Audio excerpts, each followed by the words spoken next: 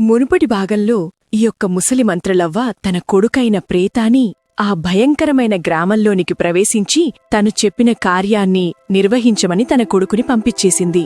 ఈ యొక్క ముసలి మంత్రలవ్వ జీదులో ఉండగా ఎన్నో సంవత్సరాల్నించి తన భార్య చనిపోతుందన్న బెంగతో ఎంతో బాధపడుతూ తనలో తాను ఆందోళన చెందుతూ ఉన్నాడు. ఒకరోజు ఆ వ్యక్తి ఒక చెట్టు వద్ద కూర్చొని తన మనసులో ఇలా అనుకుంటూ ఉన్నాడు. అరే, ఆ ముసలవ్వ ఎన్నో రోజుల్నించి అసలు రావడమే మానేసింది.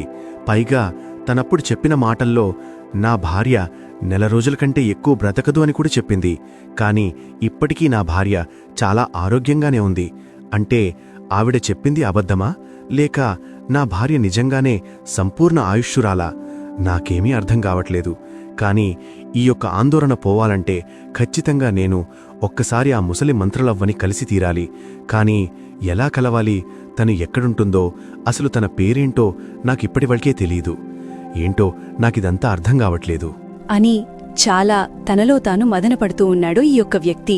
ఇంతలో ఆ చెట్టులోంచి ఒక్కసారిగా ఆ ముసలి మంత్రలవ్వ ప్రత్యక్షమై ఈ వ్యక్తి ముందుకు వచ్చింది.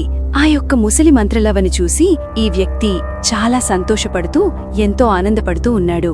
ఆ ముసలి మంత్రలవ్వతో ఇలా అంటూ ఉన్నాడు. అరే ముసలవ్వ, ఇప్పుడే నిన్ను తలుచుకుంటూ ఉన్నాను. ఎన్నో రోజుల్నించి నిన్ను కలవలేదు. నువ్వు మా ఇంటికి రావడం కూడా మానేశావు. నీకోసం నేను చాలా రోజుల్నించి ఎదురుచూస్తూ ఉన్నానవ్వా. నిజంగా ఇప్పుడే నిన్ను తలుచుకుంటూ ఉన్నాను. నీకు నిజంగా నిండు నూరేళ్లవ్వా. అవ్వా, నిన్ను చూస్తుంటే నాకు చాలా సంతోషంగా అనిపిస్తూ ఉంది. అవ్వ, నిన్నొకటి అడగాలనుకుంటున్నాను. అది అడగొచ్చా, లేక నాపై ఏమన్నా కోప్పడతావా అని భయమేస్తోంది. అవ్వా, అడగమంటావా? అది ఎంతో ఏళ్ల మునుపటి మంత్రాలవ్వ ఆ వ్యక్తితో ఇలా అంటూ ఉంది. అరే నాయనా, బాగున్నావా? నేను నీకోసమే వచ్చాను నాయనా. ఇంతకాలం రాకపోవడానికి గల కారణమేంటో నీకు చెబుతాను, జాగ్రత్తగా విను. నీ భార్య అప్పుడు నేను చెప్పినట్లుగానే 1 నెలలో చనిపోతుందన్న విషయాన్ని నీకు చెప్పాను కదా. కానీ నీ భార్య ఎప్పుడు బ్రతికిందన్న సందేహం నీకుంది కదా. అది నేను వివరిస్తాను. నువ్విచ్చిన ఆ గ్లాసు పాలతో నీ ఆవిడ యొక్క ఆయుష్ను పెంచాను నాయనా. అందువల్లనే ఇప్పటివరకు నీ భార్య ఎటువంటి అనారోగ్యం లేకుండా హాయిగా జీవనం సాగిస్తూ ఉంది. కానీ మరొక్క విషయాన్నాయనా, ఇకపైన కూడా మీ భార్య ఇలాగే హాయిగా ఆరోగ్యంగా బ్రతకాలంటే నువ్వొక పని చేయవలసి ఉంటుంది. అది చేస్తావా నాయనా అని ఆ ముసలి మంత్రాలవ్వ ఆ వ్యక్తితో చెప్పింది. ఆ మాటలు విన్న ఆ వ్యక్తి సరేనని ఆ ముసలి మంత్రాలవ్వతో ఇలా అంటూ ఉన్నాడు. అరే అవ్వా, తప్పకుండా చేస్తాను. నేను చేసేది నా భార్య కోసమే కదా. ఖచ్చితంగా చేస్తానవ్వా. ఏం చేయాలో చెప్పండి అని ఆ వ్యక్తి ఆ ముసలి మంత్రాలవ్వతో చెబుతూ ఉన్నాడు. ఆ మాటలు విన్న ఆ ముసలి మంత్రాలవ్వ, అదేమీ లేదు నాయనా.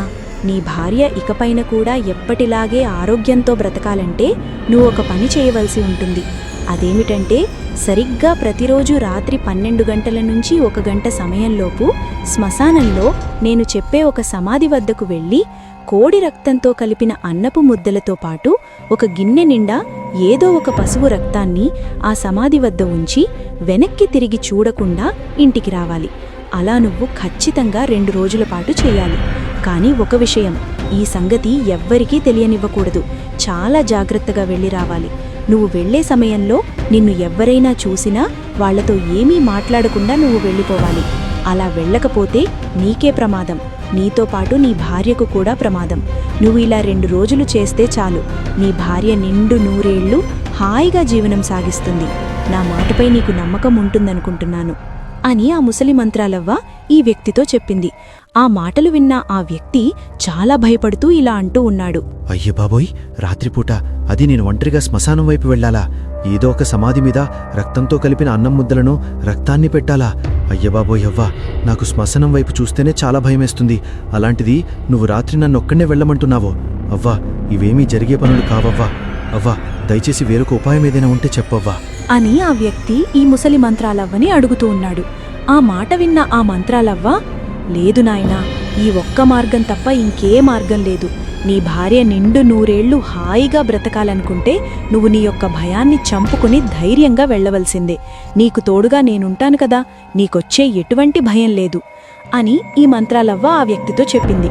ఆ మాటలు విన్న ఆ వ్యక్తి, సరే, తప్పకుండా వెళ్తాను మంత్రాలవ్వ. నా భార్య హాయిగా నిండు నూరేళ్లు ఆరోగ్యంగా బ్రతకడమే నాకు కావాలి. సరే, తప్పకుండా వెళతాను మంత్రాలవ్వ అని ఈ వ్యక్తి ఆ ముసలి మంత్రాలవ్వతో చెబుతూ ఉన్నాడు. ఇదంతా దూరంగా రంగా స్నేహితుడు ఒక వ్యక్తి చూస్తూ ఉన్నాడు. రంగాతో మాట్లాడే ముసలి మంత్రాలవ్వ ఆ వ్యక్తికి కనిపించలేదు. రంగా ఒక్కడే నిలబడి మాట్లాడుతున్నట్లు కనిపిస్తూ ఉంది ఆ వ్యక్తికి. ఆ వ్యక్తి ఇలా అనుకుంటున్నాడు. అరే రంగా, వాడేంటి వాడు చెట్టు కింద నిలబడి వాడికి వాడే మాట్లాడుకుంటున్నాడు? ఏంటిదంతా? వీడికేమైనా మతిగితి చెల్లించిందా ఏంటి? అరే రంగా, అరే రంగా అని పిలుస్తూ ఉన్నాడు ఈ స్నేహితుడు. ఆ అరుపులు విన్న రంగా ఒక్కసారిగా వెనక్కి తిరిగి చూసేసరికి ఆ ముసలి మంత్రాలవ్వ అక్కడ్నించి అదృశ్యమైపోయింది. రంగా తన స్నేహితుడితో ఇలా అంటూ ఉన్నాడు. అరే వస్తున్నాన్రా, ఒక్క నిమిషం. ఇగో ఈ ముసలవ్వతో మాట్లాడి వచ్చేస్తాను, నువ్వు అక్కడే ఉండు అని చెప్పి వెనక్కి తిరిగి మాట్లాడుతుండగా ముందు చూసేసరికి ఈ ముసలి మంత్రాలవ్వ అక్కడ్నించి అదృశ్యమైపోయింది. అది చూసి ఆ వ్యక్తి ఆశ్చర్యపోయాడు. తనలో తాను ఇలా అనుకుంటున్నాడు. అరే ఇప్పటివరకు ఇక్కడే ఉంది కదా ఈ మంత్రాలవ్వ, ఇప్పుడు ఎక్కడికిలా వెళ్ళిపోయింది? సరే సరే, తనకేదో పనుండి వెళ్ళుంటుందిలే. కాని ఖచ్చితంగా ఆ ముసలవ్వ చెప్పింది నేను చేసి తీరుతాను. నా భార్యను నేను కాపాడుకుంటాను అని ఈ రంగా తనలో తాను అనుకుంటూ ఉన్నాడు. ఇంతలో తన స్నేహితుడు రంగా వద్దకు వచ్చి, అరే రంగా, నీకేమైనా పిచ్చా ఏంటి? నీలో నీవే మాట్లాడుకుంటూ ఉన్నావు. నీ పక్కన ఎవరూ లేకపోయినా ఎవరో ఉన్నట్టుగా మాట్లాడుతున్నావు. అసలేమైందిరా రంగా? అని ఆ వ్యక్తి రంగాను అడుగుతూ ఉన్నాడు. ఆ మాటలు విన్న రంగా తన మనసులో ఇలా అనుకుంటున్నాడు. అరే ఇప్పటివరకు నేను మంత్రాలవ్వతో మాట్లాడాను కదా, తను వీడికి కనిపించలేదా? నిజమేనంటావా? ఏదో దీని ఆంతర్యం. అరే నిజంగా నా పక్కన నీకెవరూ కనిపించలేదా? నిజంగా చెప్పు, నా పక్కన అసలు మనుషులే నీకు కనిపించలేదా? నేనిప్పటివరకు ఒక వ్యక్తితో మాట్లాడాను, కానీ నీకు ఆ వ్యక్తి కనిపించలేదా? ఇది నాకు నమ్మశక్యంగా లేదు. అరే రంగా, నిజంగా చెప్తున్నాన్రా, నీ పక్కన నాకెవ్వరూ కనిపించలేదు. నువ్వొక్కడివే చెట్టు కింద కూర్చొని ఏదో మాట్లాడుకుంటున్నావేంటో, అందుకే దూరం నుంచి పిలిచాను. ఏమైందిరా రంగా, ఏదైనా ఆపదలో ఉన్నావేంటి? చెప్పు, నాకు తోచిన సహాయం నేను చేస్తాను. అరే అలాంటిది ఏమీ లేదురా. ఏముంది, ఏదో పాట పాడుకుంటున్నానంతే. సరే సరే, దీని గురించి మర్చిపో. నాకేదైనా సహాయం కావాలంటే నేను ఖచ్చితంగా నిన్ను అడుగుతాను, సరేనా? అని చెప్పి రంగా నేరుగా తన ఇంటి వద్దకు నడుచుకుంటూ ఈ ప్రేతంతో పాటు ఈ పొట్టి దయ్యాలు కూడా నేరుగా ఊరిలోనికి ప్రవేశించి విజయవర్ధన్ను శ్మశానం వద్దకు ఒక్కసారిగా ప్రత్యక్షమయ్యారు. ఈ ప్రేత ఆ పొట్టి దయ్యాలతో ఇలా అంటూ ఉన్నాడు. పొట్టి పిశాచాలారా, ఇదే నేను 2 రోజుల పాటు కొలువుదీరి ఉండే స్థలం. ఈ శ్మశాన ప్రాంగణంలో నేను భూస్థాపితమై ఉంటాను. ప్రతిరోజు రాత్రి సరిగ్గా 12 గంటల సమయం నుంచి 1 గంట సమయం లోపు బయటకు వస్తాను. ఇంతవరకు ఈ భూస్థాపితంలో ఎన్నో పిశాచాలు కొలువుదీరి ఉన్నాయి. మీరు ఎప్పటికప్పుడు నన్ను గమనిస్తూ ఉండండి.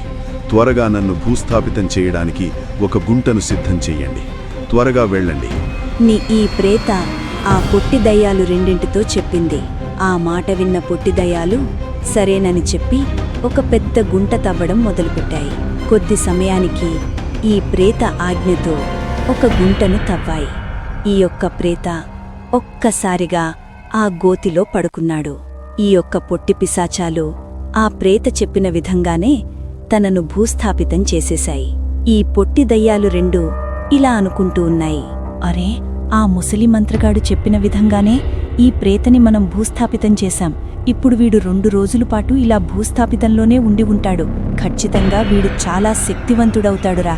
ఎందుకంటే వీడు చావుకి కూడా వెనకాడటం లేదు. వీడు తలుచుకుంటేనే చాలా పెద్ద మాంత్రికుడైపోయేలా ఉన్నాడు. వీడిని చూస్తే ఎవ్వరైనా సరే భయపడవలసిందే. సరే, మనమిక్కడెక్కడో చాటుగా ఉందాం. ఎవరైనా వస్తున్నారా, ఈ యొక్క ప్రక్రియను చూస్తున్నారా లేదా అని మనం పరిశీలిస్తూ ఉందాం.